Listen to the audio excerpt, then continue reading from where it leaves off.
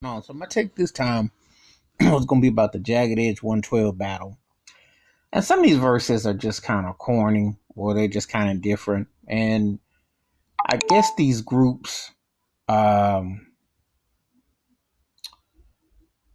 they are, you get to the second and a half tier, third tier type of acts. Um, yeah, you're kind of like, okay, I guess, the one of them kind of acts. I don't really have a big rooting interest. I mean, I guess you could say it's kind of like Puffy's squad against Jermaine Dupri's squad. Um, I guess by default, I take 112. The vocals a little bit, and the songs were okay, even though uh, Jagged Edge had a couple okay cuts, but um, they to me they were kind of like when you get to 112 and Jagged Edge, if you start off in the 90s like I did, you had Boys to Men and Jodeci. Okay, that was like the creme of the of the of the, of the groups, that were cracking and popping. And then you had, I mean, people get lost in the sauce when you talk about High Five, and of course after Seven came, they were from the late '80s, but they hit in the '90s, but they get on forgotten. But you had Silk, H Town, stuff like that. But then it gets kind of like there was a second wave of R&B young vocal groups, which were kind of like a step off. And 112 and Jagged Edge were definitely a step off from Boyz II Men and Jodeci as far as the quality and the tier level. That was like the second and a half to third tiers. That's how I felt about them. I felt that you take some of the harmony of the roughness of Jagged Edge and put it with 112's accessibility, and you have something, but it's, you know, neither one of these vocal acts really left a lasting impression. But if I had to take one of the two, I'd give 112 the edge.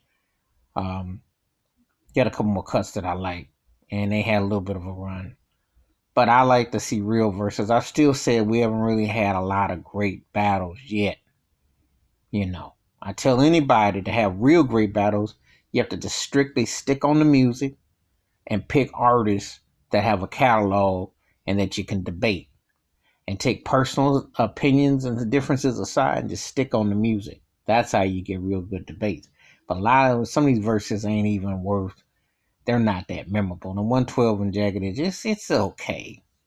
They were okay, you know, for what they did. They were okay vocal groups in the mid '90s, but they're not exactly like. Yeah, they had albums and stuff, but ain't nobody that I know who was down with the Boys to Men or Jodeci clique gonna sit there and go, oh yeah, they're like, they're not those type of vocal groups. They were better than some of the other stuff that came out midway on later, but they were second and a half tier at best, a 2.5 tier, higher than a third tier, better than average, but they're not great, and it wasn't good.